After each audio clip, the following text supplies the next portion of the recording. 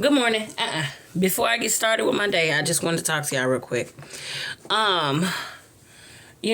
This is like the second week of December, and I wanted to talk about this because I've been talking to everybody else about it, but I think this is something I really need to talk about everybody. I had the opportunity to go with my kids over Thanksgiving and live out loud something that I've always wanted to do. I've always wanted to travel, right? I always wanted to travel for my go explore different places and do stuff different. I don't like sitting too long in one spot. I'm okay with my furniture being staying the same way, but I don't like sitting personally in the same spot for too long. Like, I'm always on the go. And when I did that with my kids, I described the feeling when I got home and during that week and even up until last week as like a heart soreness. Like it was like the soreness you get after you work out, right? And in that, I realized something. Because I said, you know what, I'm going to do, because I had said, we're going to do Thanksgiving like we feel like doing it. We're not going to do it like the traditional let's cook and let's everybody go to sleep on the couch watching the game. Let's not do that. Let's go actually outside and explore, right?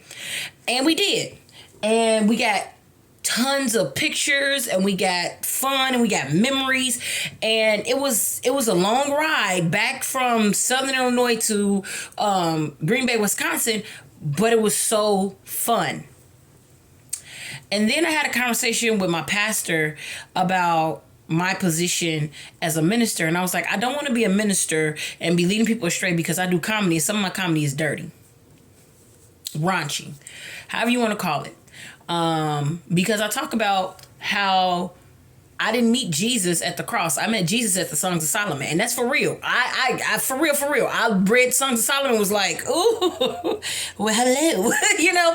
And because I did that, I looked at God differently. Because I was like, if he could write, or whoever the writer of Songs of Solomon can write about how much they are in love and how their partner was worthy, I was like, God has to look at me the same way because this is a holy book. So if they could put that in that book, I could put that in everything else about me, right? And I have been that way for a very long time. Regardless. And I had always said, like, I don't want to have people be listening to me talk on either side and I be leading somebody straight, because there's another part of the book of Proverbs and Songs and other parts of the book that says he has a special hell for those who lead people astray. Special hell. I'm like, so I don't go to hell just with my gasoline draws. I got to go with my gasoline draws to a special hell for other folks who lead people astray. I don't want to go there. I don't take them chances. I don't want to do it. It's already gnashing the teeth and pain down there. Look, my knees already cracking. My elbows already cracking. That means it's going to be cracking all the time, every day. No, I don't want to do it. I don't want to do it. So she said, Ariane, everything's a choice. You could choose to serve God. You could choose to be a comedian. You could choose to be a good mom. Everything is a choice. But it's up to you to make that choice. Which led me to another scripture that talks about many are called, but few are chosen, right? And in that, it made me think of this. It really made me think of this. It is my choice to serve God. It is my choice to live according to his word. It was my choice to go out for Thanksgiving. And the soreness that I felt, it was a great soreness. And then I thought about that and I pondered that for a week and I was just like, it's my choice. I can choose to serve God in my comedy. I can choose to serve God as a mother. I could choose to serve God every day. So now I'm like, the scripture that talks about, as for me and my house, we will serve the Lord.